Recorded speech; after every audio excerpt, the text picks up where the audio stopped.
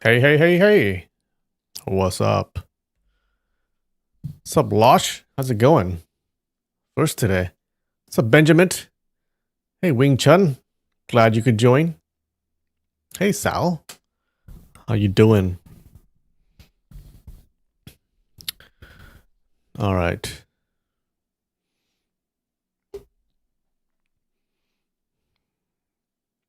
You know what I had the other day? I had caramel hochicha tea. Pretty good. Pretty good. Um, yeah, it's hochicha, so it's rice tea, I think. Roasted rice tea. That's hochicha, right? Or am I wrong? And then it also has caramel. It has this sweet smell. It's not sweet, so if you taste it, it's absolutely not sweet. But it has that sweet smell, and it smells pretty good. Wait, genmaicha is roasted rice. What is hochicha then?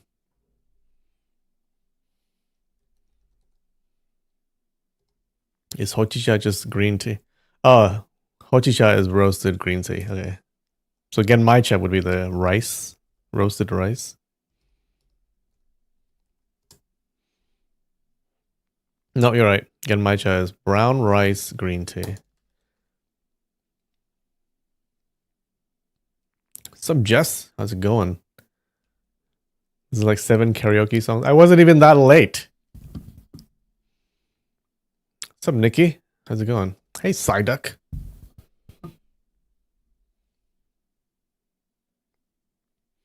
All right.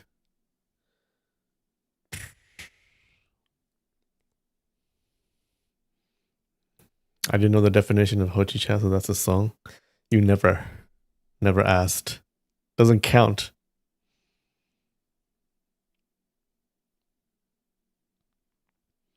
All right. Hold on.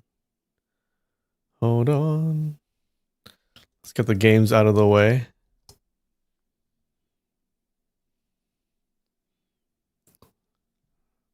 I can feel it. I can feel it today. It's gonna be really quick.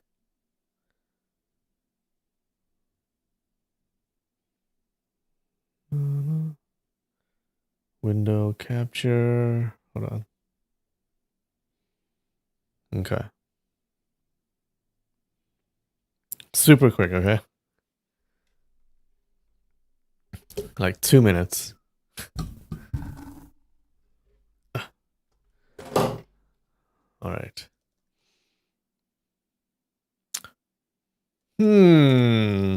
Oh, wait. Spare. Oh, wait. Spear. Yeah. What was that, like 15 seconds?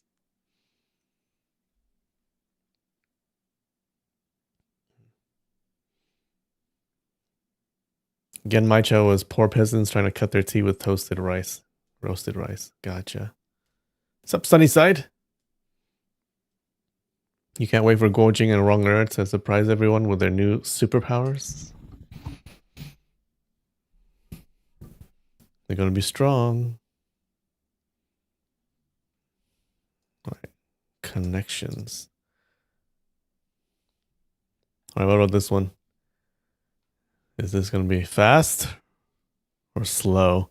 Leaf, loaf, roll, bone, scroll, bar, dinosaur lounge, club, bolt, coin, reel, chill, nugget, rubble, rest. A reel, a scroll, a roll. Wait, scroll, a reel, a roll,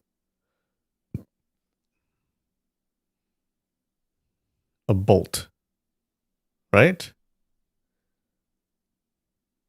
Yeah. Right.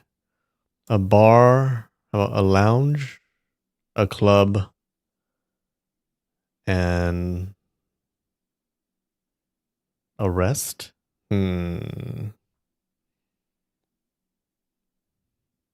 rubble, a dinosaur, a bone, a leaf, chill.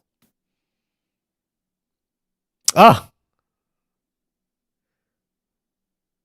they tricked me. None of those. Okay.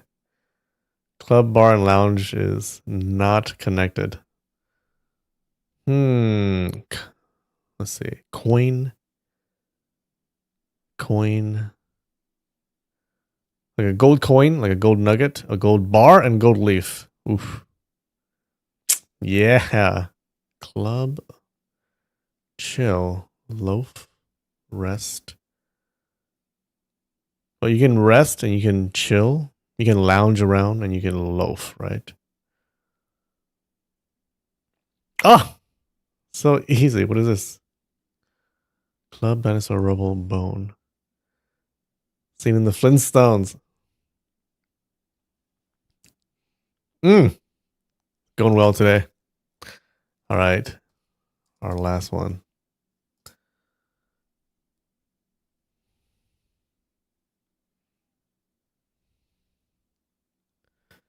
Might be combined 2 minutes for. Nah, I think that took more than 2 minutes. Both real movie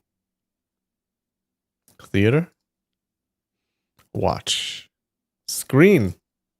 Oh, computer monitor stare. Oh, look. Um, stare, look, watch, creep. Production, view, observe. Hmm. Witness, stare. How about contest? Like a staring contest. Stare, creeper, stare. What about stairs? Look, screen, stare, stare, watch, observe, look, see, threaten, rude, concentrate, focus, glance, like a stare down. Yeah. Stare, spy. Hmm.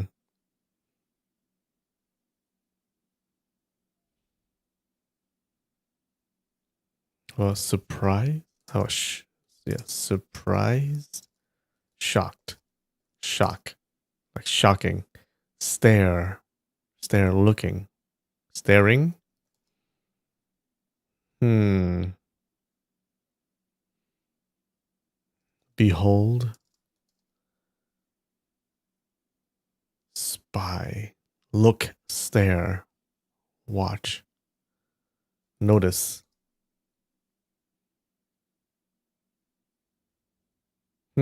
Peer, gaze. I like that. Ah, gaze, gazing, stare, gaze. Has something to do with look. Stare, gaze,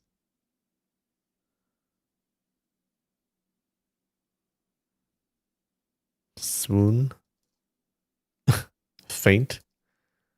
See, we have saw, worship, sight, visual, adore. Hmm.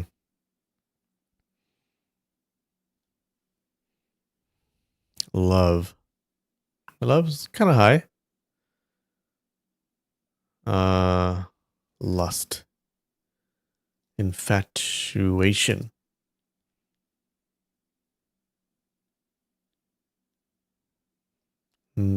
Try notice. Note.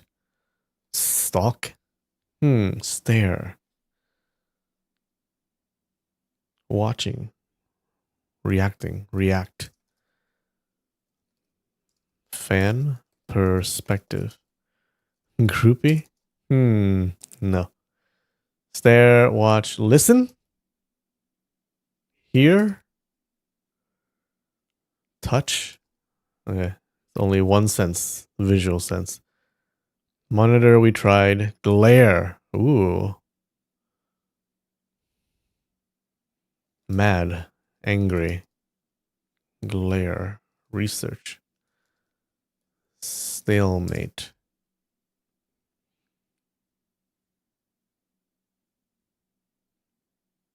Stare, glare, glare.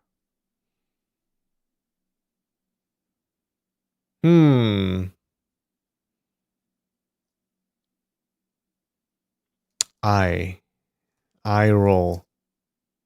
Oh, eye roll. It's up there. Wait, why is eye roll 37, but it's tepid? But staring is 33 and it's not tepid. Study. Facepalm. Look, I think we tried that. One of the first things we tried.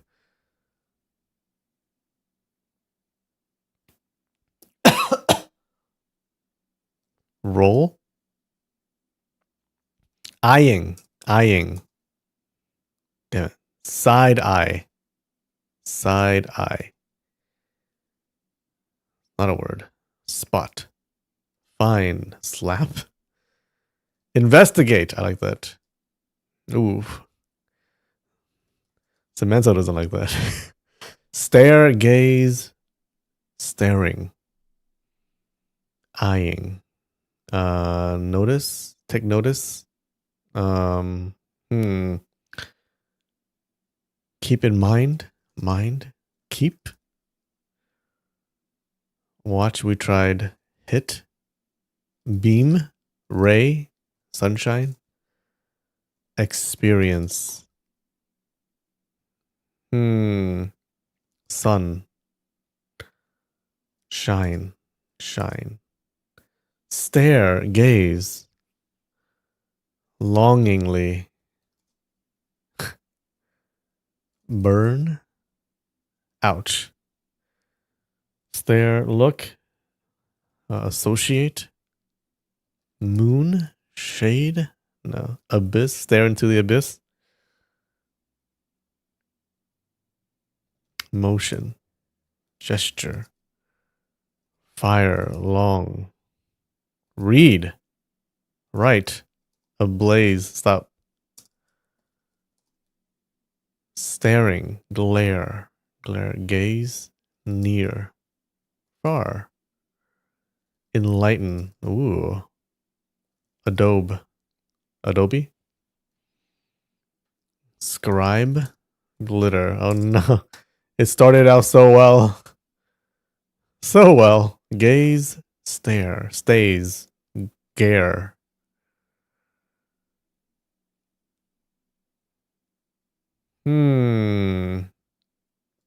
Fear, exist. Notice, notice. 7 minutes. Stare, shine, seer, seeing, all seeing. Is that one word? Nope.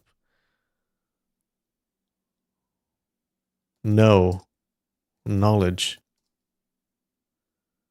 7, psychic. Stare down. Countdown. God, all knowing, all seeing. Omniscient. No, we tried. How about knowing? Knower. Peer. We would try that. Timer. Ah! Stare, gaze. How about glasses? Glass? Lens.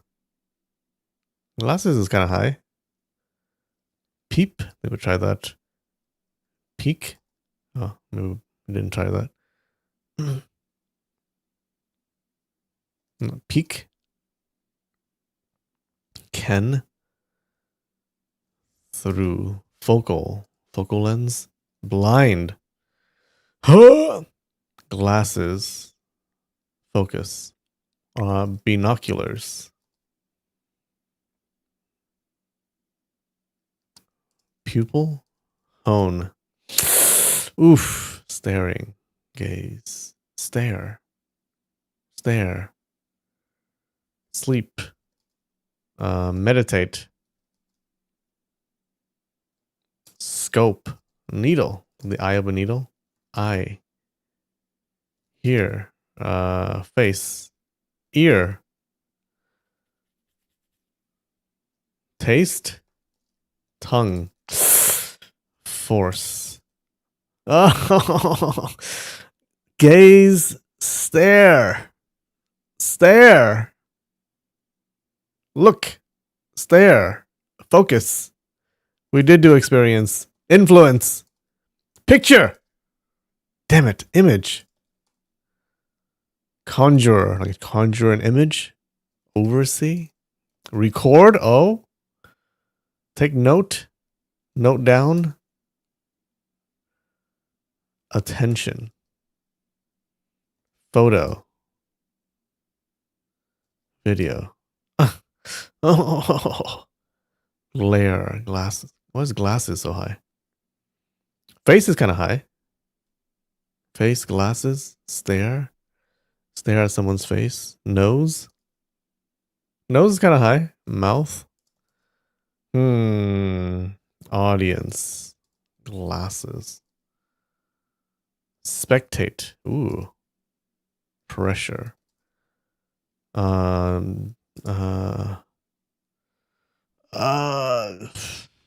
Host. Head.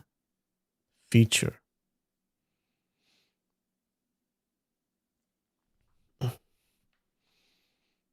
Oh. Exam. Ooh. Examine? Examine? Ah, so low. Intuition. Obvious. Stare. Gaze. Gaze. Stare. Face. Experiment. Clear. Look through via. Watch.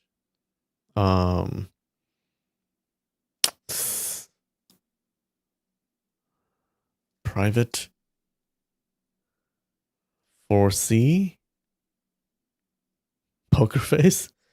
Sense. Ooh, sense is good. Nope. Okay. Are we going down the wrong path? Maybe it's not. Gaze and stare. Blatant. Scry. I like that. Wait, it's not a word. Scryer? Scryer? Wait, scry is a word, right? Semantle does not. No! Cry. Yeah, I want to cry. That's what I want to do right now. Type. Search.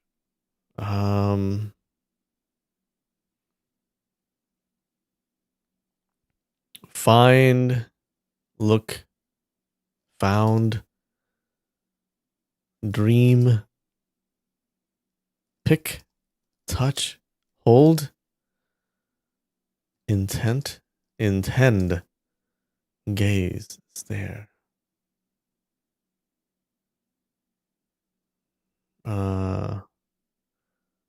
Hug. Hug!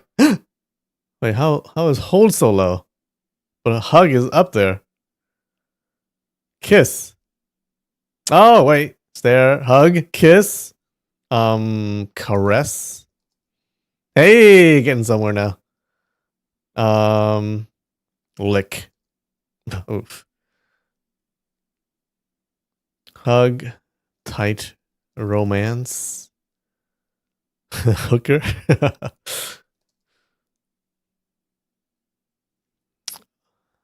Intimate. Lie. Wedding. Embrace. Hug. Hug. Hold. Why is hold so low though?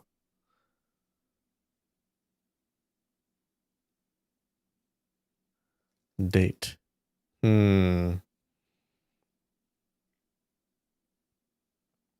Dance. Hugging. Shake. Carry. Gaze, stare, hug, flowers, engage, depart, break up, important, headlock, intimacy, meet, relationship.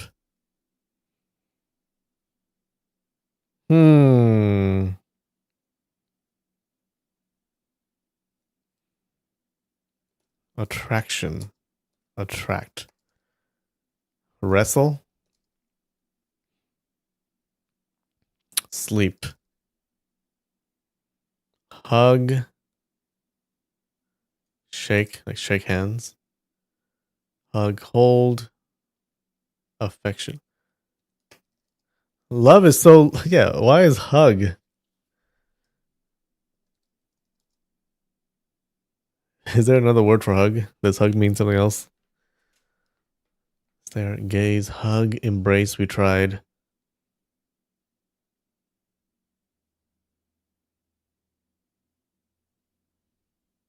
Lift. Stop saying embrace. We tried it, you fuckers. Greeting. Greeting. Greet. Meet. Meet and greet. What's another word for greeting? Hi. Hello. Oh, wait. Hello. Salutations. Encounter. Wait, hello is hi. Hey. There. How are you? Nope. Bye. Thanks. Thank. What? Box. Talk. Goodbye. Farewell. Leave. Arrive. What? Stare, hug, hello, gaze, hello. What's up, LeMay? Argue. Yes. No. Maybe. So. Please. No. What? What? Did we do encounter? Yeah, we did. Hug, stare, hello. Hello. Hi. How are you? I'm fine. Fine? Okay. Good. Stop. Bad. Reunite. Airport? Oh god. Hug. Stare. Hello. Gaze. Greeting. Did we try that? Greeting is pretty high. Greeting. Gaze. Hello. Hi. We say hi. Hello. Hug. Hug. What else do you do when you meet someone or greet someone? Kiss on the cheek. Cheek. Introduce. Introduction. Cheek is a bit high. We did do meet. Face. French. Tongue. Oh, we did tongue. Formal. Bow. You bow.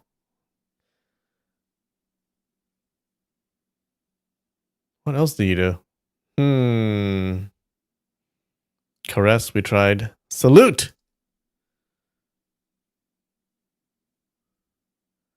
Embrace.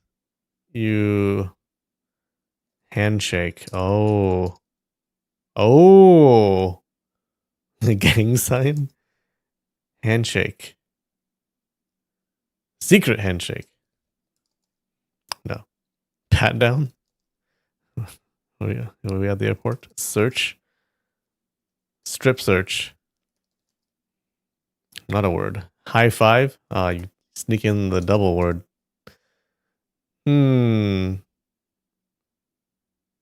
Bounce.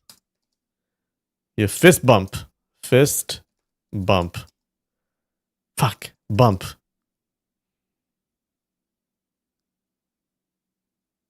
What else do you do? What? Handshake, greeting, gaze, hello. What do you gaze at someone when you meet them? I guess if they're really attractive. Do a bump. Bow, we tried that. What's up, Casey? Breathe. We breathe, or sometimes we forget to breathe. Near. And you roll your eyes at them. Yeah, that's what I do when I meet someone. Wave. Oh, I thought that was a good one. Kowtow. Pat. Kneel. Okay, I don't know if I do that. Touch. We tried.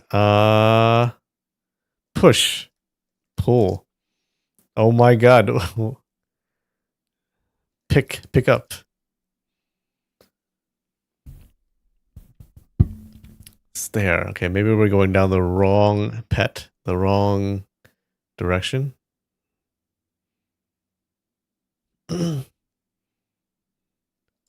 Pet touch. Okay. Starting to sound like assault here. Growl. Purr. Yeah, do you purr when you meet someone? Hiss. Arrive. Call. Oh, you call, yeah. Fuck. Fly. You scream. You yell. Oh, it's kind of high. You text. Embrace. You want. Desire. Okay. I don't think it has to do with love. It's like kind of a greeting. You honk. Joy. Wait. What? Joy. Happy. Content. Joyful.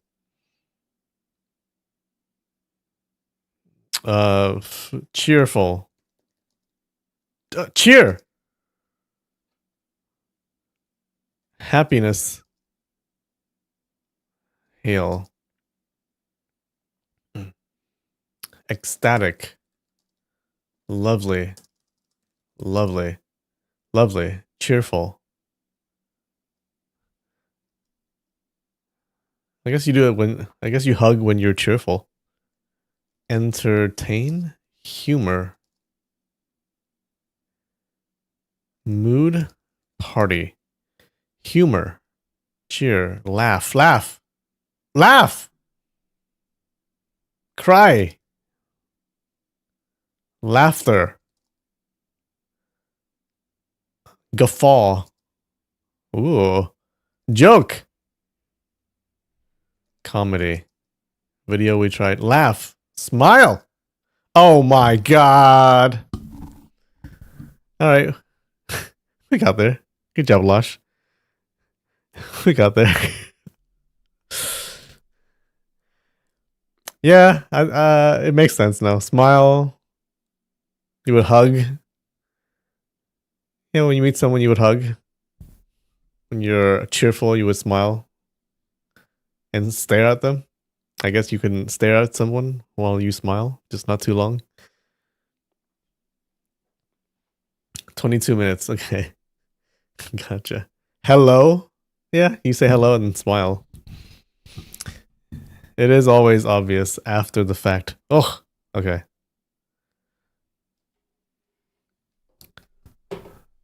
That's that.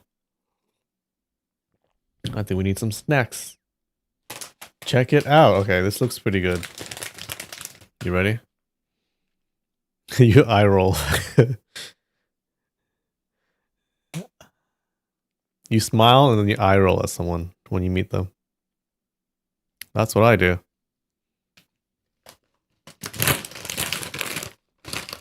Check it out. It's like Sakura chips. Wait. Huh? Wait. No, it's not. Or it is. Sakura chips.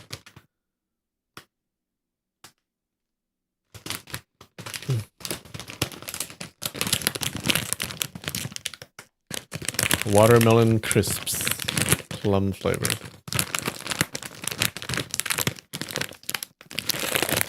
It says ume? Oh. Oh, I should read things. So these are plum blossoms.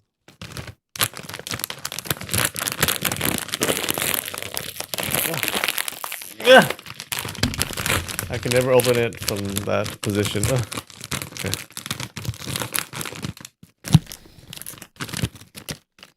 Ooh.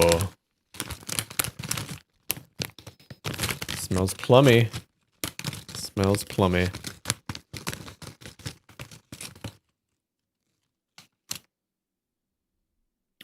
Check it out.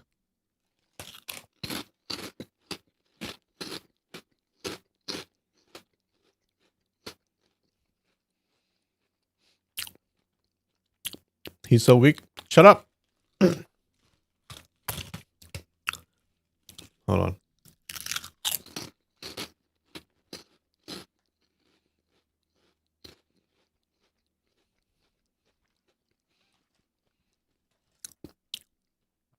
Not as good as I expected. Oh no. No. Doesn't have that much flavor.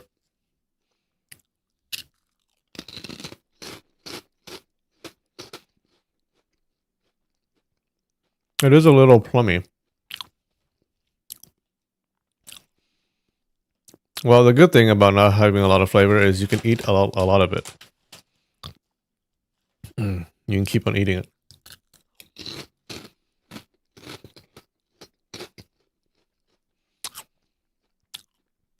Those chips didn't make you smile? Yeah, it made me eye roll.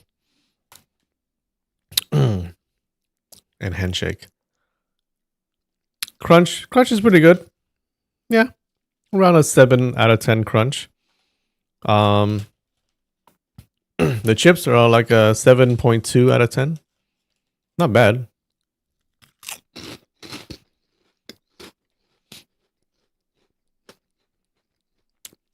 No, I'm not gonna hug it, no. I'll gaze at it longingly. And I'll kiss it. Mwah.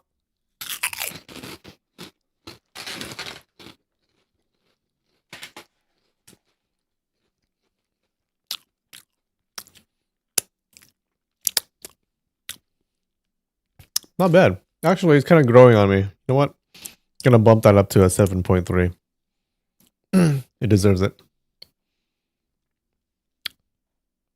I'm gonna caress it. All right, next we got these. These are always good. Ooh. Check it out. Like strawberry and then pistachio, I think. Ooh, okay. This should be good, right? This should be excellent. Okay. All right, so you open it like this. I messed it up before. And you go like this. Then it opens up real nice like this. Ooh. Ah, fuck. Some more wrapping, huh? Oh. Oh, okay, so you gotta open up like this. So convenient. Okay.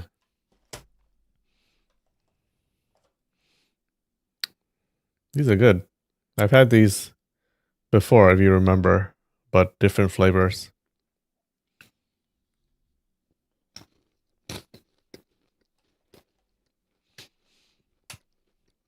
Mmm.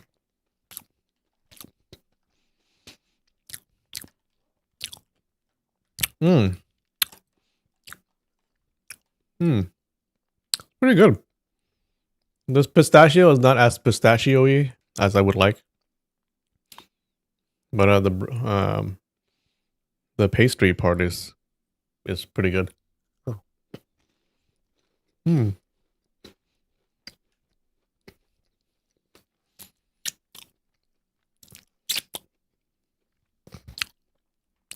I think I got spoiled eating pistachio ice cream in Italy because that was so good.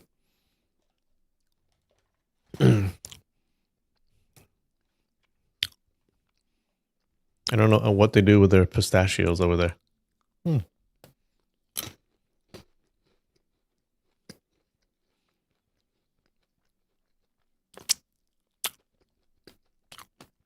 This is like a 7.9 out of 10. 7.9, baby. I've had better flavors.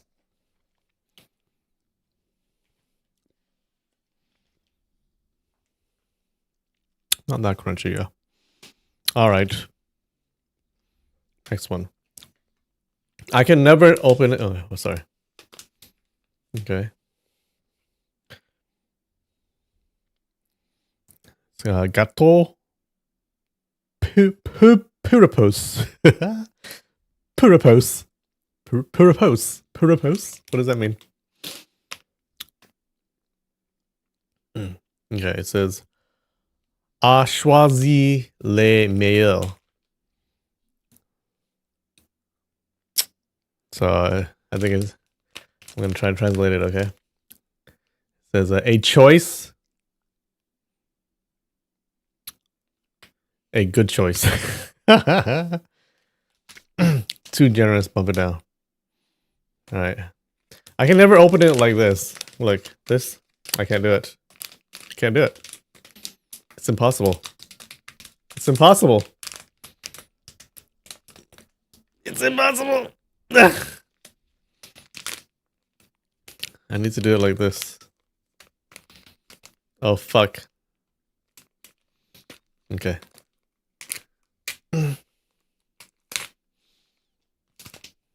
All right. All right. Okay. Hold on. Ugh. Yeah. That do not eat packet is stuck to the food.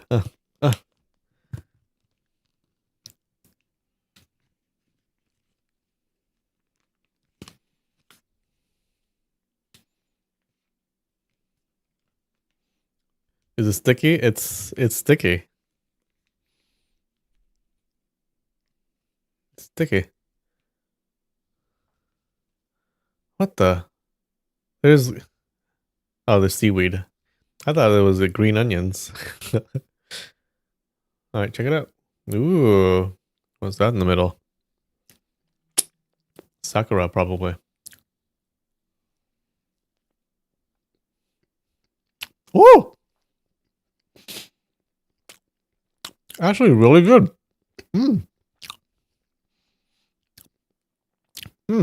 The cake is really good.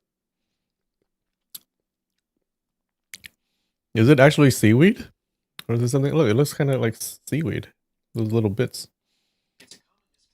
Fuck! Stop! I activated Google Gemini or whatever. Show us the inside. It's just this. Look. What? Ah. Oh.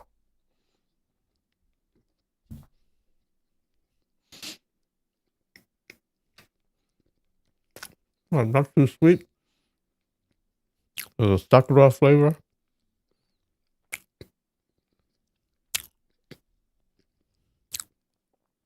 The pink stuff is Sakura flavor.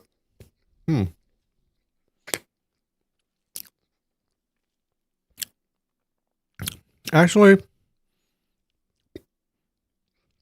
8.4. 8.4. Not quite 8.5 yet, but you know what? It's a respectable 8.4. What's up, Rude Noise? Hey, Rude Noise, what do you guys do with your freaking pistachios over there? I had pistachio ice cream and it was so good. And I can't forget it. What do you Italians do with your pistachios? Why are they so good? Are sakura flowers edible? I guess if you want to eat it, then you can eat it. How do they make sakura flavor? What is sakura flavor? Should look it up. Well, what is sakura flavor?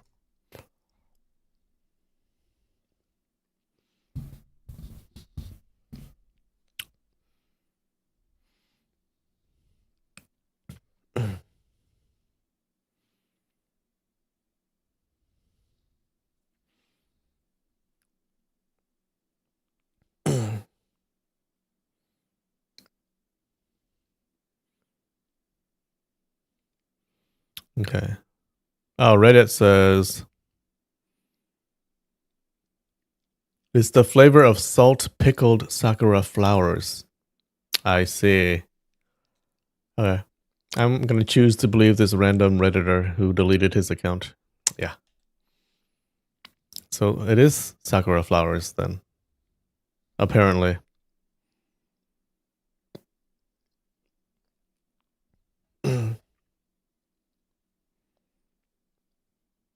Yeah, maybe. Well, I have some sakura trees in my neighborhood. I can just go pick some petals and eat them.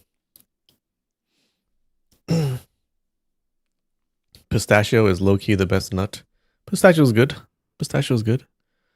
I think I like almonds. Almonds or peanuts are my nuts.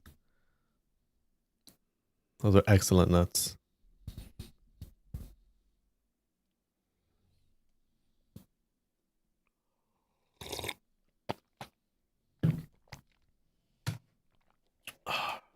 Okay.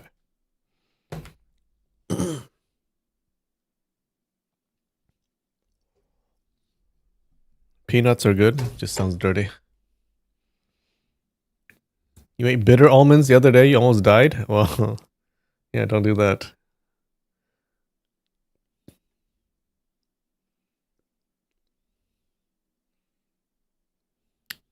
You like pistachios and cashews the best? Cashews? Blech.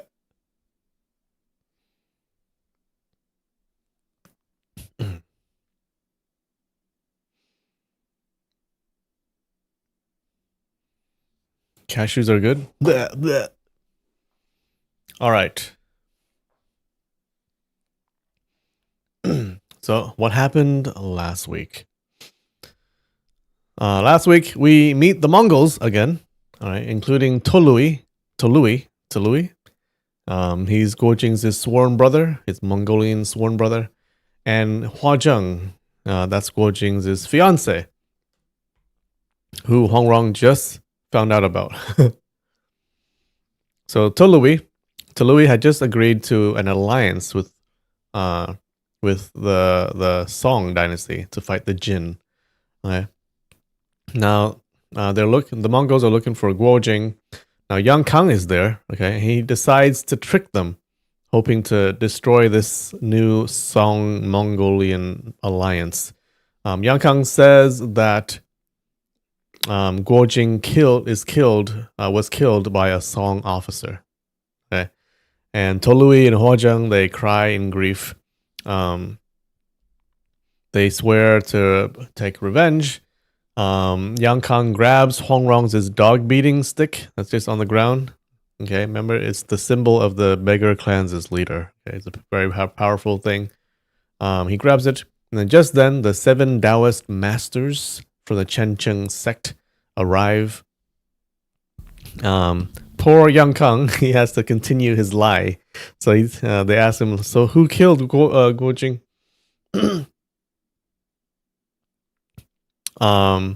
Wait. Yeah, and he says that Huang Yaoshi. Hold on. Wait, someone remind me. Yang Kang said that the Song officer Duan Tiande killed Guo Jing, right? Does he also tell? I thought he told them that Huang Yaoshi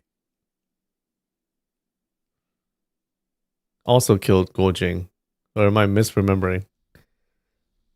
What was his lie?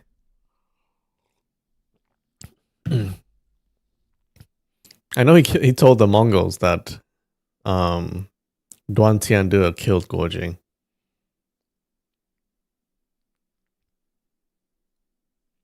What did he say about Huang Yaoshi? Did he not say something about Huang Yaoshi too? I thought Huang Yaoshi was implicated in something. Anyways, so this is a terrible, terrible recap. Maybe killed by both. Some beggar clan members, they come, they see Yang Kang holding the dog beating stick, and they believe um, he is somehow associated with their leader. Okay, then Yang Kang takes this opportunity to leave with the beggars, so he doesn't have to continue these lies. Chu Chu Chi is unfortunately fooled by Yang Kang. He thinks that Yang Kang turned over a new leaf. So now, because now he even has high status among the beggars clan. The fraud said that Hong Yoshi also killed Jobo Tong. Oh, okay. Thanks, Psyduck. Yeah, he said that Huang Yaoshi killed Jobo Tong. That's why the Taoists got mad. All right, so he's just lying all over the place. Just a huge liar. So, he goes away. Mei Chaofeng, she arrives, and then she gets into a fight with the Taoist masters. They use their Big Dipper formation to subdue her super easily. But then Hong Yaoshi and Ouyang Feng happen to arrive also. And then Hong Yaoshi gets into a fight with the Taoists because the Taoists believe that Hong Yaoshi had killed Zhou Botong, who is their martial uncle. Now, in the middle of the fight, Ouyang Feng jumps in to help Hong Yaoshi, and he kills one of the Taoists. But Hong Yaoshi, he gets mad because like Ouyang Feng just interfered with the fight, and he yells at Ouyang Feng. But then Ouyang Feng says, "Is like okay, fine, then I'll attack you." So Ouyang Feng attacks Hong Yaoshi too. And Hong Yaoshi, he can't dodge. Okay, he's not able to dodge because he can't fight both Ouyang Feng and the Taoists at the same time. So he's about to get hit by Ouyang Feng. And just as Ouyang Feng is about to get hit, Mei Chaofeng, she jumps in to take the hit for her master. Okay, and she gets hit by Ouyang Feng. Now, did she die? It's kind of hard to survive a direct hit from Ouyang Feng, but I'm not sure. Maybe she'll survive. So she gets hit. Ouyang Feng, he runs away, but not before yelling to everyone that he killed the Taoist guy because he was in league with Huang Yaoshi. Okay, so implicating Huang Yaoshi. Now, all the Taoists, they think that it's Hong Yaoshi's fault that one of them died. And they also think, that Hong Yaoshi killed their martial uncle, Zhou Botong. So they're super mad. Unfortunately, because one of them had died, they can't use their Big Dipper formation anymore. So they're no match for Hong Yaoshi. So they leave, but they vow to get their revenge another day. And that's where we left off. How's that? So, in summary, freaking Yang Kang made two lies, right? He said that Guojing is dead and he was killed by a Song officer. And then he also said that Zhou Botong had died and Zhou Botong was killed by Hong Yaoshi. Just making up lies.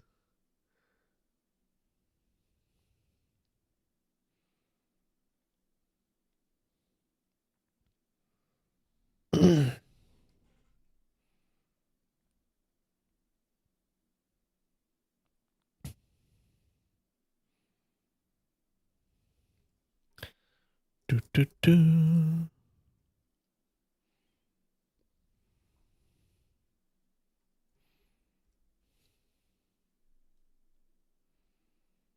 Yang Kang only lied about Guojing. He blamed two different people. But why would he do that? Wait, hold on. Let's look at the thing again. Okay, let's look at it. Why would he blame two different people when the people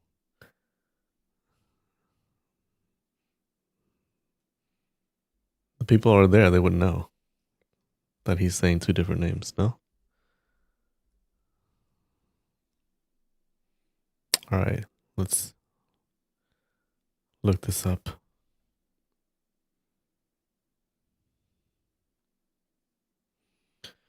All right, Yang Kang.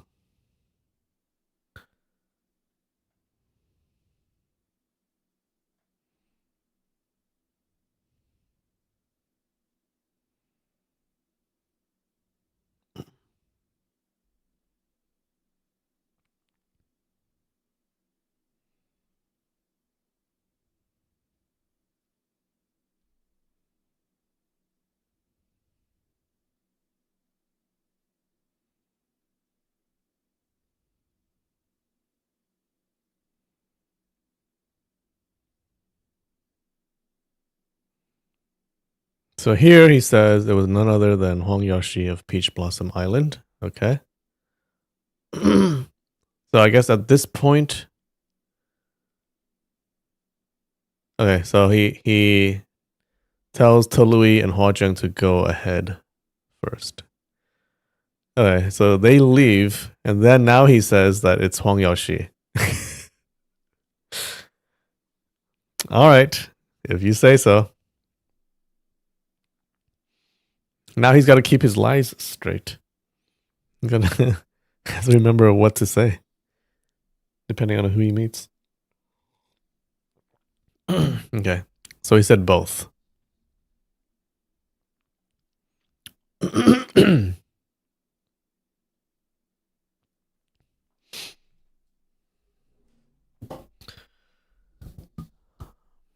you ready? Chapter 26. A new alliance, old grudges.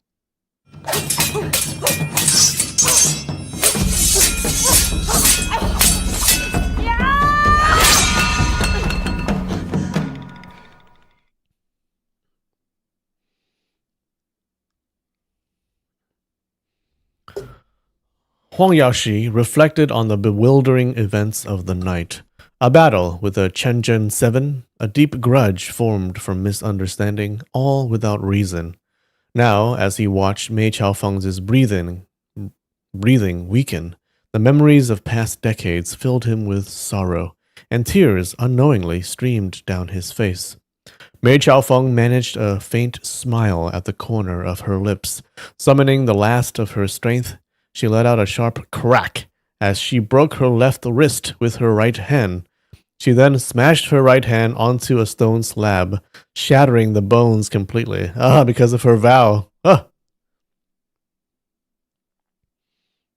She's still a loyal disciple, up until the end. Huang Yaoshi was taken aback. Mei Chaofeng, panting softly, said, Master, you once ordered me to complete 3 tasks at Guiyun Manor. I can no longer fulfill the first 2. Huang Yaoshi remembered his instructions to retrieve the 9 Yin manual, to find the whereabouts of Chu Lingfeng and 2 other disciples, and lastly to relinquish the martial arts she had stolen from the manual. By breaking her hands, she had renounced the deadly 9 Yin white bone claws and heart-destroying palm. With tears streaming down her face, Huang Yaoshi murmured, His face? All right. The other 2 tasks are of no importance. I hereby reinstate you as a disciple of Peach Blossom Island. For years, Mei Chaofeng had carried the shame of betraying her master, a torment she had never thought could be resolved. Now, at the moment of her death, receiving her master's forgiveness filled her with immense joy. She struggled to rise and kowtowed thrice in a formal gesture of renewed allegiance before her body stiffened, and she passed away. Okay, so she does die. What? Just like that? Come on. Not a satisfying death.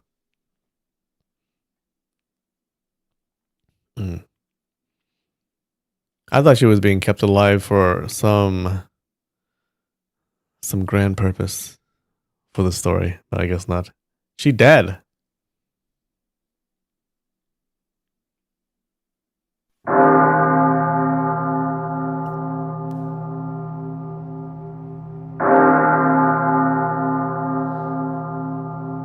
In the hidden chamber, Huang Rong witnessed the series of harrowing events. She hoped her father would linger just a little longer. By then, Guo Jing's inner energy would stabilize, and he could finally she could finally reunite with him. However, her father had already bent down and gently lifted Mei Chaofeng's lifeless body. At that moment, the sound of a horse neighing echoed from outside. It was Guo Jing's red horse. Oh, yay. Soon after, Sha Gu's voice followed. This is New Family Village, right? How should I know if there's anyone here named Guo? Are you Guo? Another voice replied impatiently. There are only a few households here. You should know everyone by now. The door creaked open as the person entered. Huang Yaoshi glanced at the doorway and immediately tensed. The newcomers were none other than the Jiangnan Six Freaks, the very people he had searched for far and wide. I'm telling you, the entire cast is going to be at this one place. Everyone's converging. After arriving on Peach Blossom Island for their scheduled meeting, they had wandered aimlessly, unable to find their way to his residence. Eventually, a mute servant informed them that the island's master had already departed. Now they had found Guo Jing's red horse wandering near the forest and followed it to New Family Village. They just happened to find his red horse wandering around. As soon as the six stepped inside, Kujanu's keen hearing detected breathing behind the door. He alerted the others. Someone's here! The six turned in unison, and Zhu Tong and the others saw Huang Yaoshi standing at the entrance, holding Mei Chaofeng's corpse. The imposing sight made their hearts race with dread. Zhu Tong spoke in a respectful bow. Master Huang, it has been a long time. We brothers came to Peach Blossom Island as per your instructions, but missed you due to your travels. Meeting you here today is an unexpected stroke of fortune. Huang Yaoshi, already harboring a desire to avenge Mei Chaofeng, grew more resolute upon seeing her pale, lifeless face. These six were her mortal enemies. Even though she died first, I shall have her posthumously posthumously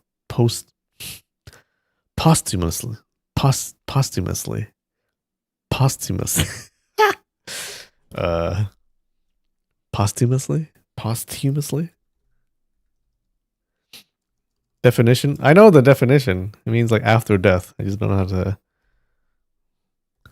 pronounce it. Posthumously. Posthumously. Yeah, it's like that.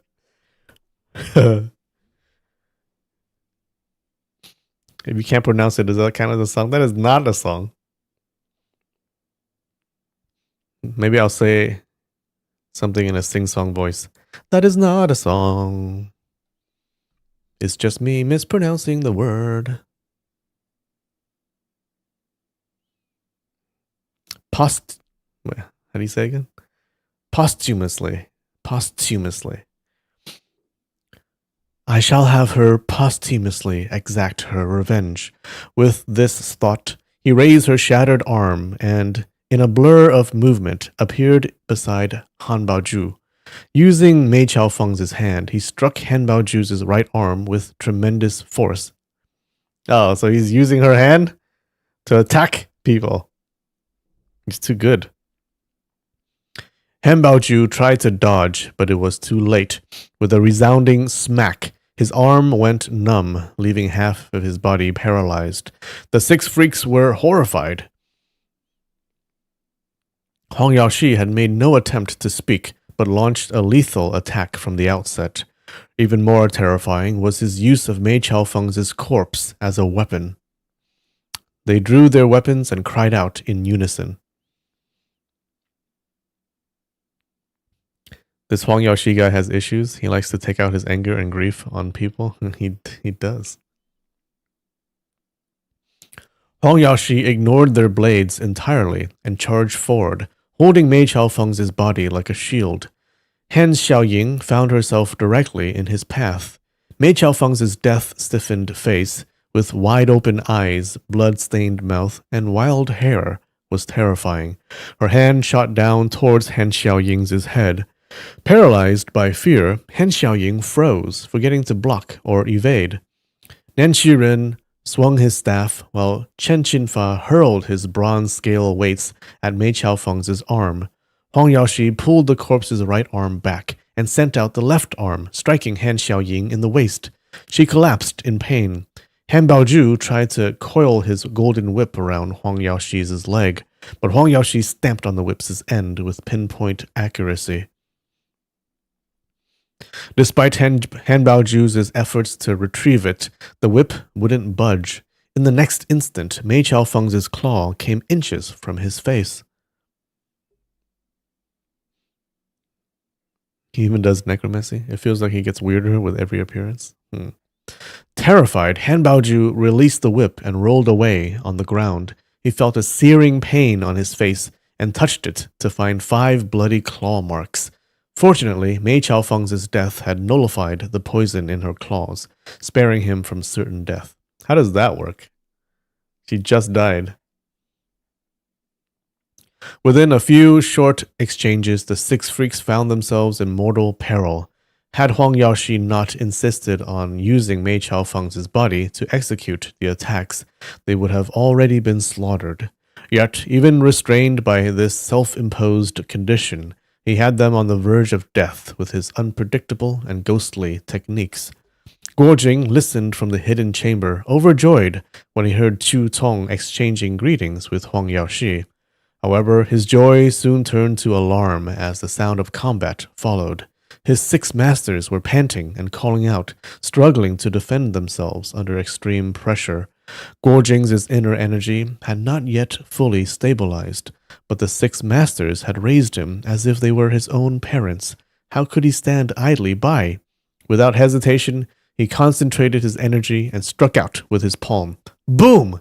The concealed door burst into fragments. Hong Rong was shocked. She saw that Guo Jing had interrupted his crucial final moments of cultivation to exert such force and feared for his life. Oh no. He didn't finish.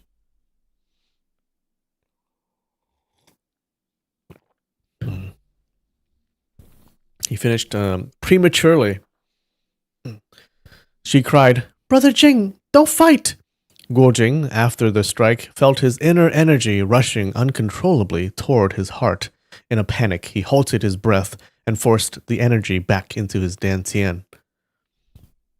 Both Huang Yaoshi and the 6 freaks of Jiangnan were startled when the door shattered, revealing Guo Jing and Huang Rong standing inside. Each leapt back, staring in disbelief. Huang Yaoshi's shock soon turned to elation upon seeing his daughter alive and well.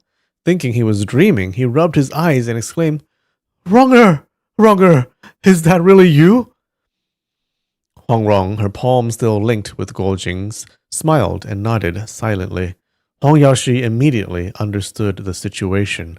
Seeing his beloved daughter safe and sound filled him with boundless joy, making all other concerns momentarily irrelevant. He gently set Mei Chaofeng's corpse on a bench, approached Guo Jing, and sat cross-legged by the shattered cupboard.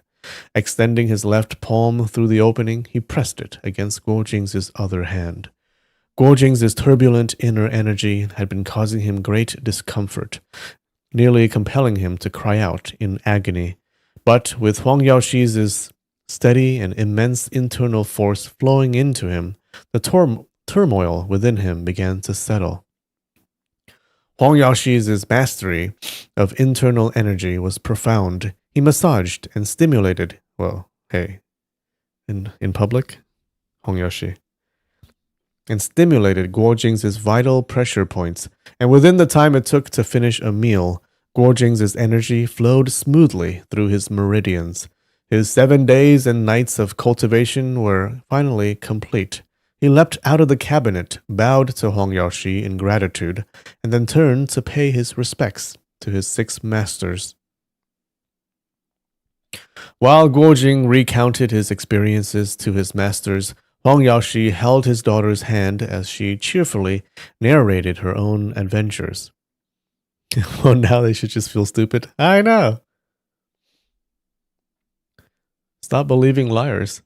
Initially, the 6 freaks listened to Guojing's account, but his slow, clumsy manner of speaking soon made them lose interest. Hong Rong, on the other hand, spoke with clear, melodic tones, her words vivid and captivating. She described the dangers they had faced with such flair that one by one, the 6 freaks gathered around her, engrossed. Guojing stopped talking and became a listener himself. For over half an hour, Hong Rong kept her audience enraptured, her storytelling full of charm and humor. Hong Yaoshi found it incredible when he learned that his daughter had become the leader of the beggar clan. He chuckled and said, Brother Hong really is full of strange tricks. Does he intend to steal my nickname and call himself the Northern Heretic instead? Hong Rong giggled as she recounted the fight between her father and the 6 freaks. I don't need to explain what happened next. You were all there to see it. Hong Yaoshi laughed and said, I must go and kill O Yangfeng. Yeah, this guy just likes to kill people. I must go and kill O Yangfeng, the monk Ling Ji, Qiu Qianren, and Yang Kang. Ronger, come with me and watch the fun. Although his words were of vengeance, his face was lit with joy as he gazed at his daughter. He glanced at the 6 freaks, feeling somewhat apologetic. What's up, the dumb friends? However, unwilling to admit fault, he merely muttered, Well, at least I was fortunate not to have harmed anyone innocent. You kind of harmed people, didn't you? Didn't you? Hong Rong, who had previously resented the 6 freaks for preventing her marriage to Guojing, now felt at peace, since Mu Nianzi and Yang Kang were betrothed. She smiled and said, Father, why don't you apologize to these masters? Hong Yaoshi snorted and changed the subject. I'm going to find the Western poison. Jing you should come too. This sudden change in address caused Hong Rong to beam with delight. She glanced slyly at Guojing, who seemed completely oblivious to the significance of the affectionate Jing She said, Father, you should go to the palace first and bring my master out. Meanwhile, Guojing informed his masters of Hong Yaoshi's promise of marriage and how Hong Qigong had accepted him as a disciple. Ku Zhen'e was overjoyed. You have truly been blessed by fortune to become the pupil of the 9-fingered divine beggar and to receive the Peach Blossom Island Masters' promise of marriage. How could we object? We are filled with joy on your behalf. But the matter with the Mongol Khan... He trailed off, hesitant to bring up the sensitive topic of Guojing's title as the Golden Blade Consort. Mentioning this now might provoke Huang Yaoshi's wrath, and Ku Zhen'e found himself at a loss for words. Suddenly, the main door creaked open, and Xia Gu entered, holding a paper monkey folded from yellow paper.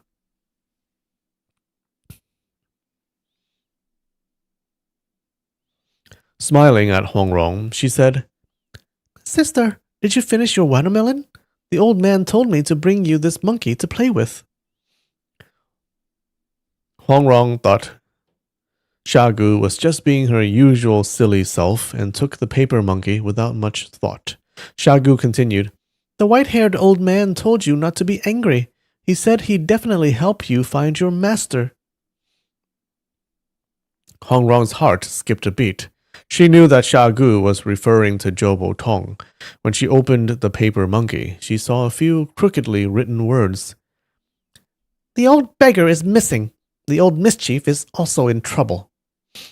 Hong Rong gasped. Oh no! How could my master be missing? Oh no, he's missing. Now Hong Yaoshi is gonna kill Hua Zheng. Yeah, why not? Hong Yaoshi pondered for a moment and said, Zhou Tong may be eccentric, but his martial arts are profound. If Hong Qigong is still alive, Zhou will certainly be able to rescue him. However, there's another urgent matter concerning the beggar clan. What is it? Hong Rong asked. That rascal, Yang Kang, has taken the bamboo staff your master gave you, Hong Yaoshi explained. Though his martial arts aren't exceptional, he's cunning and dangerous. Even someone like Ouyang Ke met his end at Yang Kang's hands. With the bamboo staff in his possession, he's bound to stir up trouble and cause calamity for the beggar clan. You are their leader. If this matter isn't handled, it'll be a disgrace for you as the chief. Hong Yaoshi typically cared little for the beggar clan's troubles and might even relish their misfortunes. However, since his daughter was now their leader, he couldn't just stand by idly. He's a wuss, but he's crafty. Hong Yaoshi typically... Wait. The six freaks all nodded in agreement. Guo Jing said, But he's already been gone for many days. It may be hard to catch up. Han Baoju replied, Your little red horse is here. Now's the perfect time to use it. Overjoyed, Guo Jing rushed outside and whistled sharply. The red horse, upon seeing its master, neighed in excitement and pranced around him, nuzzling affectionately. Hong Yaoshi said, Wronger, you and Jinger should hurry and retrieve the staff. With the red horse's speed, you should be able to catch up. He glanced at Shagu, standing nearby, her smile reminding him of his long-lost disciple, Chu Feng. A thought crossed his mind, and he asked, Are you by any chance related to someone named Chu? Shagu shook her head and giggled. I don't know. Hong Rong called, Father, come look at this. She took his hand and led him into the secret chamber. Inside, Hong Yaoshi immediately recognized the arrangement of the room, a design only his disciple Chu Feng would know. Hong Rong pointed to an iron chest and teased, Father, try guessing what's inside. Let's see if you're as clever as you think. Hong Yaoshi paid no attention to the chest. Instead, he went to a corner of the room, lifted a hidden panel in the wall, and pulled out a dusty scroll. He leapt out of the chamber, with Hong Rong following closely behind. When Hong Rong looked over his shoulder, she saw that the scroll was covered in dirt, with yellowed, torn edges. Several lines of slanted handwriting were faintly visible. To my esteemed master on Peach Blossom Island, Disciple humbly reports that after acquiring some calligraphy and artifacts from the Imperial Palace to present to you for your enjoyment, I was unfortunately surrounded by palace guards, left behind a daughter. I think we all knew that. The letter ended abruptly at the word daughter, followed by smudges of what appeared to be dried blood. Hong Rong was taken aback. She had always known that her father's disciples were powerful, but this tragic farewell left her deeply unsettled. Hong Yaoshi now understood everything. Chu Feng, unjustly expelled from Peach Blossom Island, had desperately sought a way to return to his master's favor. Knowing his master's love for rare treasures, Chu had repeatedly risked his life to steal from the imperial palace. Eventually, he was mortally wounded in a fierce battle with palace guards and wrote this dying letter before succumbing to his injuries. Recalling his encounter with Lu Chengfeng, Hong Yaoshi was filled with remorse. Now, after Mei Chaofeng's recent death and this revelation about Chu Feng's fate, his guilt deepened. All because he kicked them out. He turned and saw Shagu standing behind him, smiling obliviously. With a sudden seriousness, he asked, "Did your father ever teach you how to fight?" Shagu shook her head, then ran to close the door.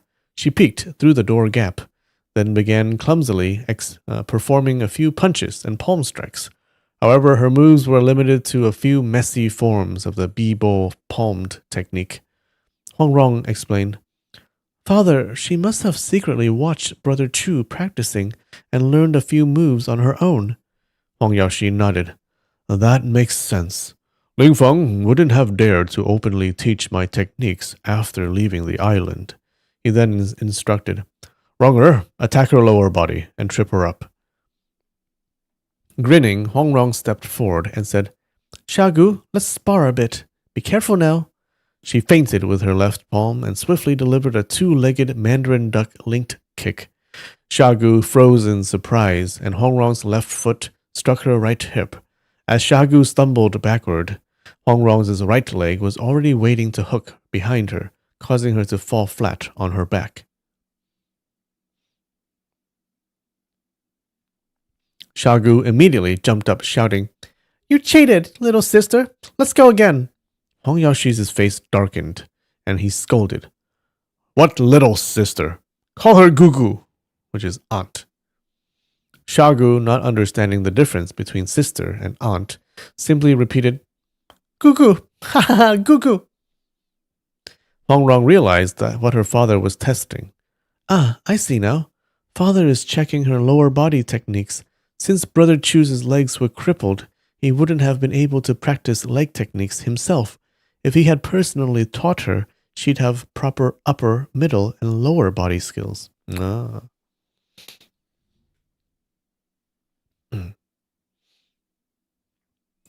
With Xiaogu calling out Gugu, Huang Yaoxi officially accepted her as his disciple. He then asked, Why are you always acting silly? Xiaogu giggled and replied, I'm Xiaogu. Huang Yaoxi frowned and asked, Where is your mother? Xiaogu made a crying face and said, She went back to Grandma's house. Huang Yaoxi asked several more questions but got no coherent answers. Sighing, he gave up, thinking, Hey, this girl, was she born this way? Or did she become like this due to some great trauma? Unless Chu Lingfeng returns from the dead, no one can ever know the truth.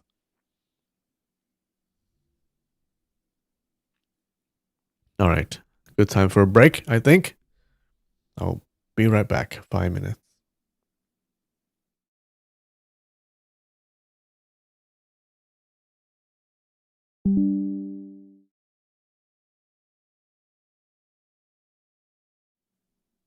And we're back. Was that song about Yang Kang? Lie la la lie la la lie la la lie.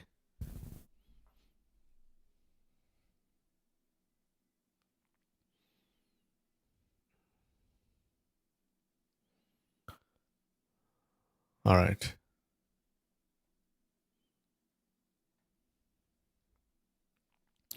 The group buried Mei Chaofeng's body in the back garden.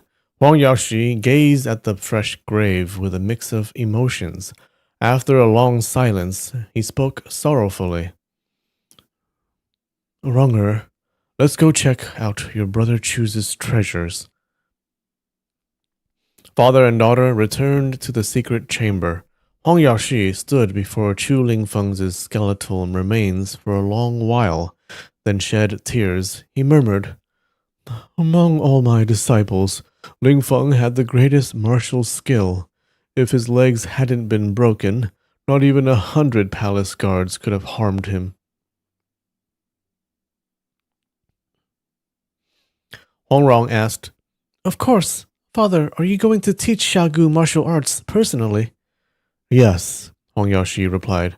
I'll teach her not only martial arts, but also poetry, music, and the mysteries of the 5 elements.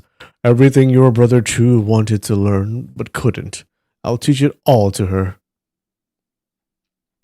Hong Rong stuck out her tongue playfully, thinking, Father's going to have a tough time ahead with this one. Huang Yaoxi opened the iron chest and examined the contents layer by layer. The rarer the treasures, the more sorrow he felt. When he came across a collection of paintings and calligraphy, he sighed.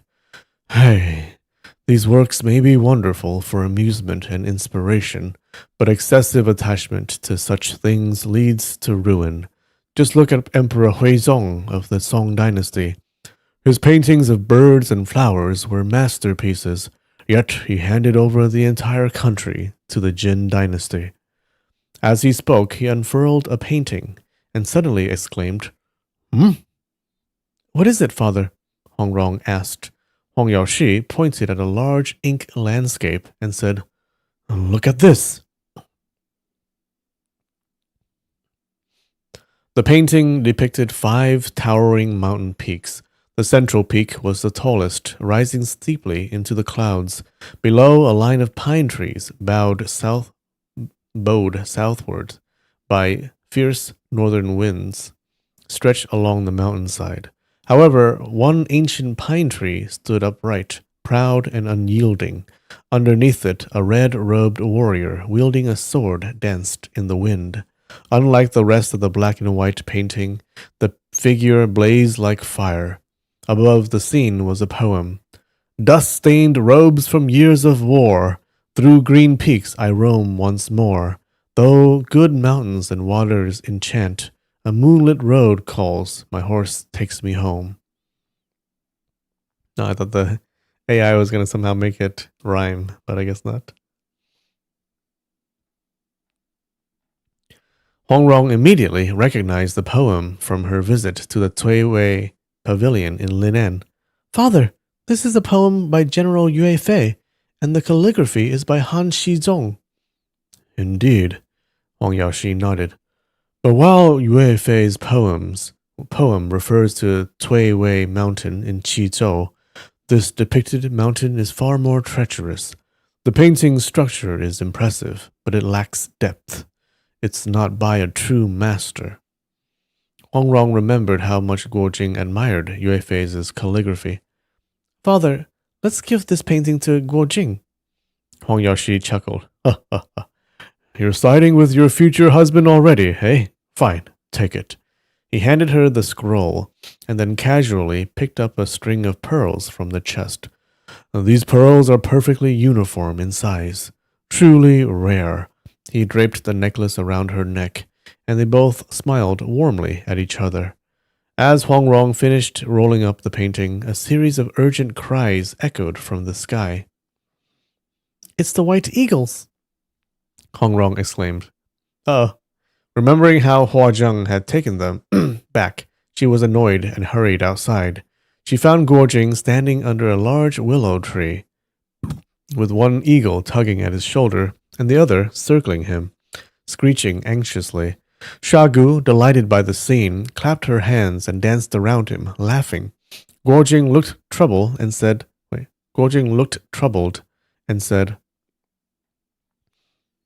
"Runger, something's wrong. They need our help." "Who needs help?" she asked. "My sworn brother and sister," he replied. Hongrong pouted and said, "I'm not going." Guojing was baffled. "Runger, don't be childish. We have to go." He mounted the red horse and extended his hand to her. Hongrong's expression softened into a smile. "Father, we're going to help someone. Would you and the 6 masters come too?" With a light push off the ground, she grabbed Guojing's hand and vaulted onto the horse, seating herself in front of him. Guojing bowed respectfully to Hong Yaoshi and the 6 freaks, then urged the horse forward. The white eagle soared ahead, leading the way. The little red horse, thrilled to reunite with its master, galloped with incredible speed, keeping pace with the flying eagles. Before long, the eagles descended into a dense, shadowy forest ahead. The red horse, without needing direction, charged straight toward the trees. As they approached the forest's edge, a raspy voice echoed from within. "Brother Qianren, I've long heard of your legendary iron palm skills. It's a pity you missed the last sword meet at Mount Hua. I'll entertain you by defeating someone with my meager skills first. Then I'll eagerly await your iron palm prowess." Yeah, Qianren, let's see your iron palm prowess. A blood-curdling scream followed. "Ah!" and the treetops shook violently as a large tree crashed to the ground. Alarmed, Guojing dismounted and sprinted into the forest. Huang Rong dismounted and patted the little red horse's head. Go fetch my father, she said, pointing in the direction they had come from. The horse turned and galloped away. Huh, what a good horsey. Huang Rong thought, I hope father arrives soon, or else we'll suffer at the hands of the old poison again. She quietly hid behind a tree and crept deeper into the forest. Peeking around a trunk, she was stunned by the scene before her. Tolui, Huazheng, Jebe, and Borchu were tied to 4 separate trees, while Ouyang Feng and Qiu Qianrun stood nearby. Another tree lay fallen on the ground, and bound to it was the southern Song general who had been escorting Tolui. His armor was still bright, but his face was pale, and blood covered his body. He had been killed by Ouyang Feng's terrifying palm strike. The rest of the soldiers were nowhere to be seen, likely scattered by the 2 masters. Qiu Qianren hesitated. How could he dare to compete in martial arts with Ouyang Feng? He was about to say something to divert attention when he heard footsteps. Turning around, he saw Guojing approaching. His shock quickly turned to joy as he thought, I can use the Western Venom to deal with this boy. If I can get them to fight, I won't have to lift a finger. Ouyang Feng was equally surprised. He had believed that the internal force from his toad stance would have killed Guojing. Huazheng cried out joyfully, Brother Jing, you're alive! That's wonderful! Huang Rong quickly assessed the situation and decided, I'll stall them until father arrives. Guojing shouted, You wicked scoundrels! What are you doing here? Plotting more evil? Ouyang Feng merely smiled, curious to see how Qiu Qianrun would handle things. Qiu Qianrun barked, Boy! In front of Master Ouyang, you should kneel and pay your respects. Are you tired of living?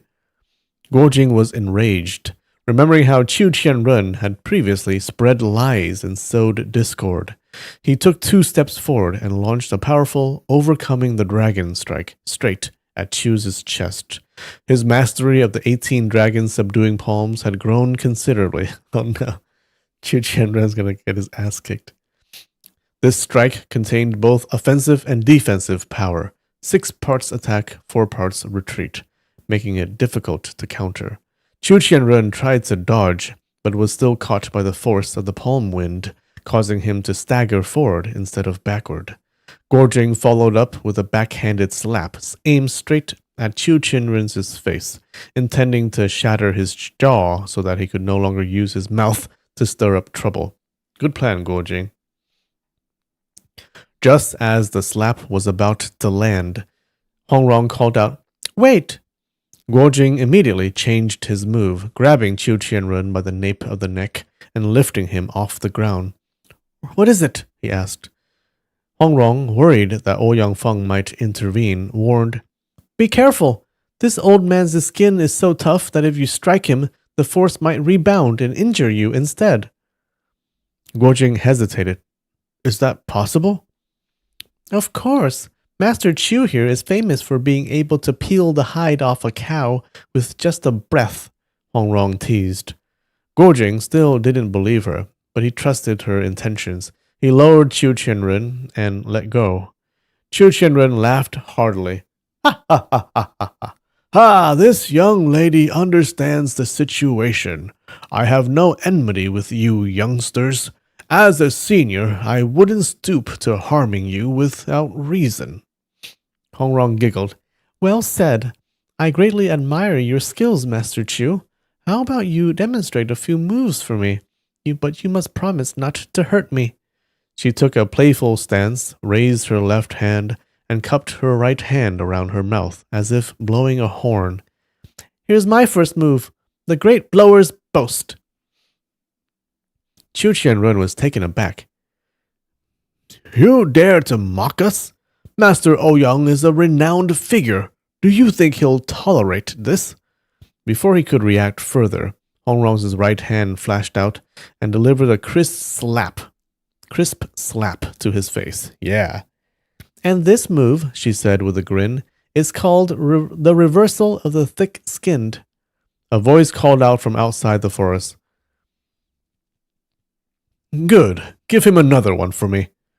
Hongrong recognized her father's voice and felt emboldened. She answered, Yes, sir, and feinted with another slap. Chu Jianren ducked, but it was a false move. Her left hand followed with a swift strike that caught him on the opposite cheek. He tried to block, but her hands moved like fluttering butterflies, confusing his defense. Another slap landed, leaving him flustered and embarrassed.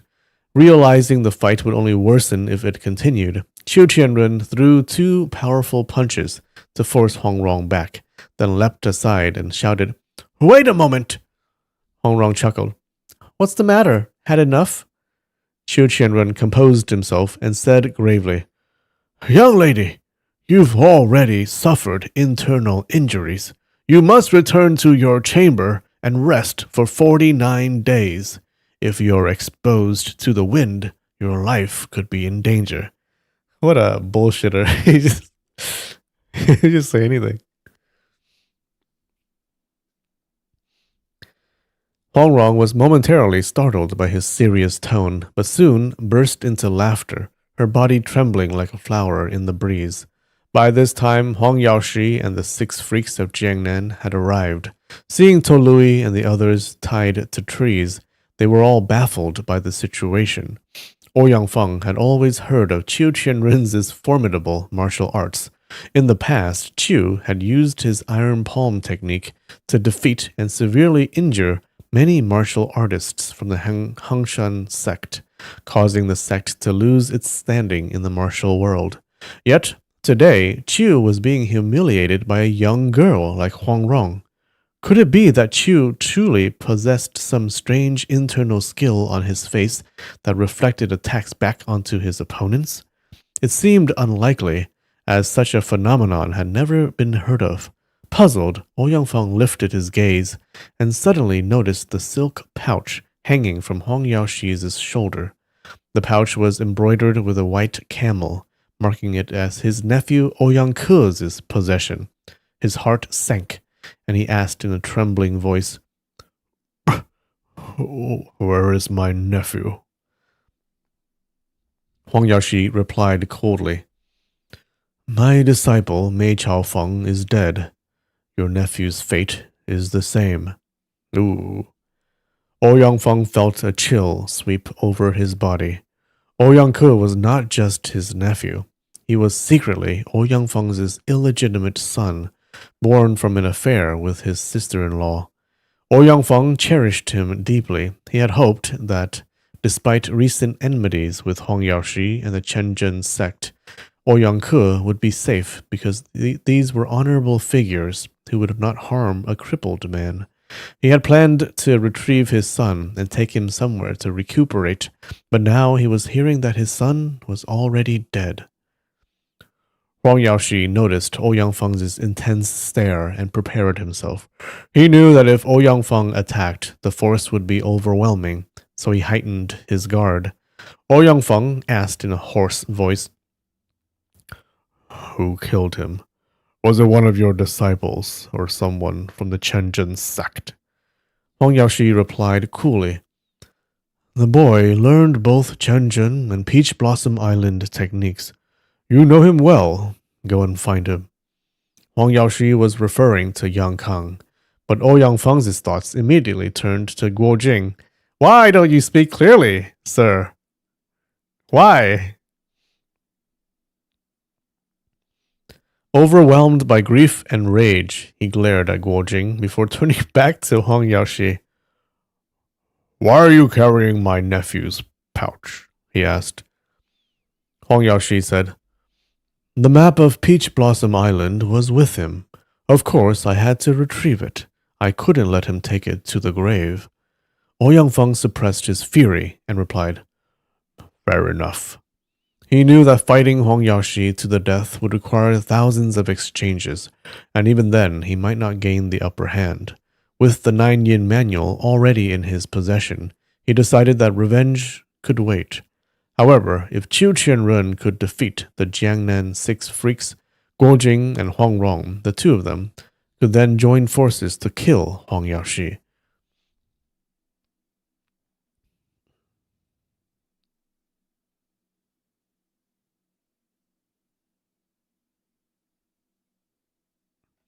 Even in his grief, Ouyang Feng remained calculating, assessing the situation carefully to maximize his chances of victory. He turned to Qiu Qianren and said, Brother Qianren, deal with these 8 people. I'll handle Huang Yaoshi. Yeah, brother Qiu Qianren, go ahead. Deal with those 8 people.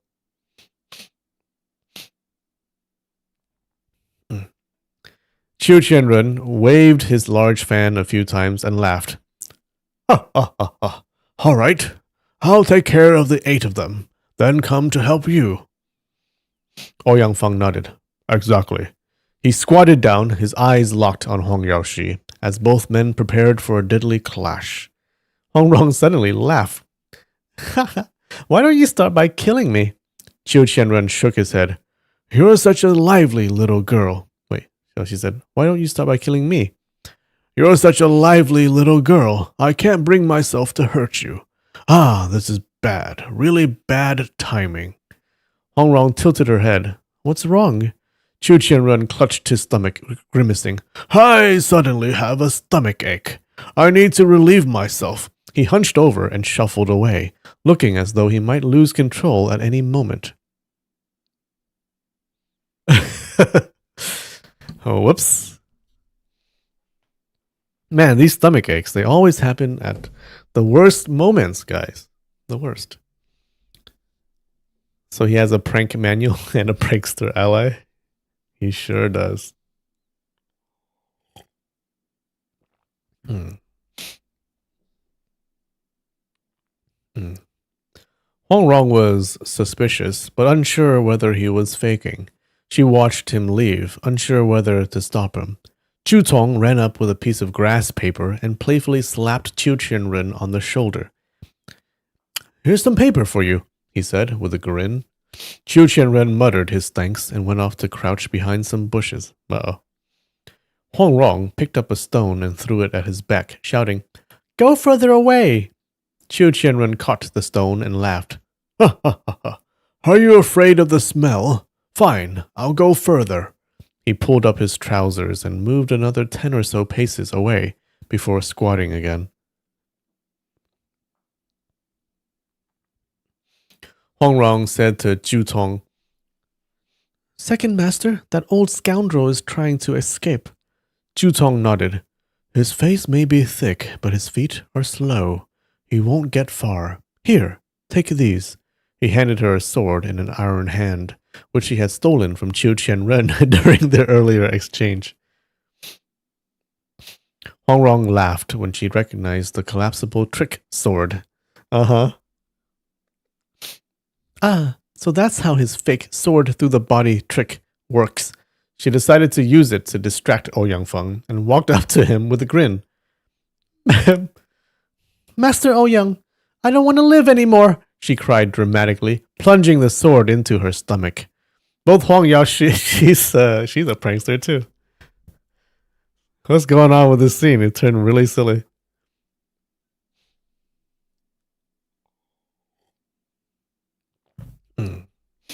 Both Huang Yaoshi and Ouyang Feng were taken aback, not expecting such a bizarre act.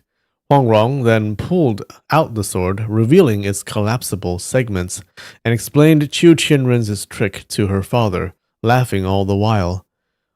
Ouyang Feng thought to himself, Could this old man really be a fraud, famous only for deceiving the world his entire life? Huang Yaoshi, noticing Ouyang Feng slowly straightening up, immediately guessed his thoughts. Taking the iron palm token from his daughter, he saw the character Qiu engraved on the palm and a ripple pattern on the back. He thought, This must be the token of Qiu Qianren, the leader of the Iron Palm sect in Xiangzhong. 20 years ago, this token commanded immense respect in the martial world. Anyone holding it could travel freely from Jiujiang to Chengdu without fear, respected by both righteous and criminal sects alike. Yet the sect's name has since faded away. Could the owner of this once dreaded token be a pathetic fraud? He pondered this briefly before handing the token back to Hong Rong. Ouyang Feng's eyes narrowed at the sight of the iron palm token, and a look of astonishment crossed his face. Hong Rong laughed and said, "This iron hand is amusing. I'll keep it, but we don't need this trick sword anymore."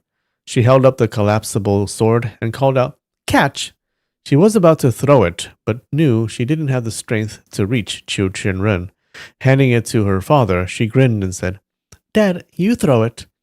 Hong Yaoshi, suspicious of Qiu's abilities, decided to test him again. He placed the iron sword flat on his left palm, the tip facing outward, and flicked the hilt with his right hand's middle finger. With a metallic zing, the sword shot forward like a powerful arrow. Hong Rong and Guo Jing clapped and cheered, while Ouyang Feng was secretly shocked, thinking, "Such impressive mastery of finger strength." Amidst the exclamations, the sword sped towards Qiu Qianren's back. It flew so fast that within moments the tip was mere inches from his spine. Yet Qiu remained crouched and unmoving. The next instant, the sword embedded itself in his back, sinking to the hilt under Hong Yaoshi's immense power. Guo Jing rushed over to check and suddenly cried out, "Ah!" He picked up a yellow hemp tunic from the ground, waving it in the air as he exclaimed, the old man's already escaped." Of course, he's a master magician, guys. It turned out that Qiu Qianren had slipped out of his tunic and draped it over a low bush. Hidden by the surrounding foliage and the distance between them, he had successfully tricked everyone with his escape. Both Huang Yaoshi and Ouyang Feng had been too focused on each other to notice, and even Zhu Tong and the others had been similarly distracted. Eastern Heretic and Western Poison exchanged glances, then burst into simultaneous laughter. He's so good, master of his craft. He is a master magician. Okay. He is very impressive. Ouyang Feng, aware of Huang Yaoshi's cunning nature, knew that ambushing him would not be easy. However, seeing Huang Yaoshi laughing carefreely,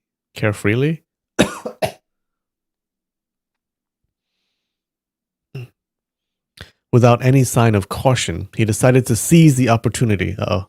In an instant, his laughter abruptly stopped, and with lightning speed, he bowed low toward Huang Yaoshi. Huang Yaoshi, still laughing, raised his left hand in a gesture of politeness, while his right hand formed a fist. Both men's bodies swayed slightly as they exchanged concealed strikes. Ouyang Feng's surprise attack failed, and he swiftly stepped back 3 paces. He called out, "Huang Laoxie, we'll meet again." With a flick of his sleeve, he turned to leave.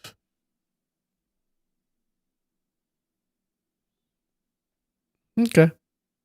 I think that's a good place to stop. What do you guys think? Good chapter?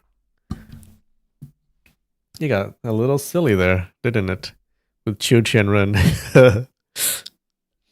You know what? The guy's kind of growing on me, okay? He's actually a great magician. He's fooling like the highest martial artists in the world right now. Sunny Side Up was an excellent chapter. Yeah. He's actually really good. Fooling everyone. Okay, so now I'm glad that all the misunderstandings have been cleared up, except for the Taoists. Those Taoists still believe that Hong Yaoshi killed their martial uncle. So I don't know what's going to happen with that. But the other misunderstandings have been resolved. Thank God. This chapter started with Mei Chaofeng dying and ended with fake poop.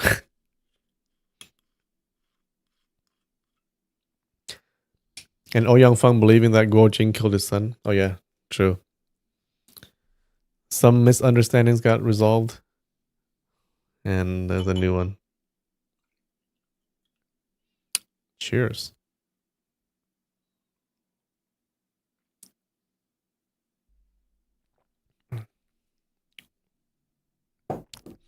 And at the moment, Yang Kang is still the leader of the Baker's clan. Is he? He has the staff, the stick. But that doesn't automatically make him the leader, right? They must ask him questions. They must be like, okay, so what happened to our master? Hello? I don't think the Baker clan would just bow to the person holding the stick, right?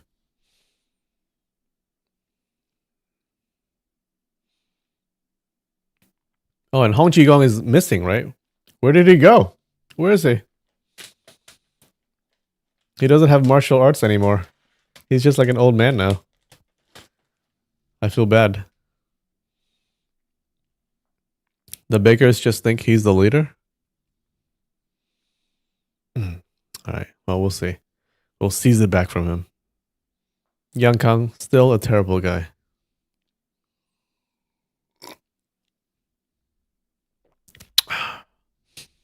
Alright, guys. That was a good chapter.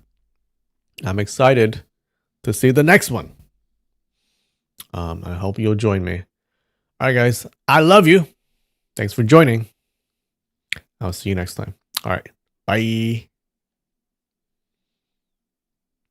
Oh, wait. We also haven't seen Ouyang Feng. The results of Ouyang Feng's learning the fake martial arts, the fake Nine Yin manual. What do you think is gonna happen? Is he gonna be really good or really bad? Probably really bad.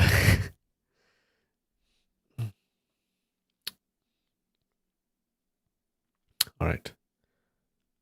I'll see you next time. All right, bye.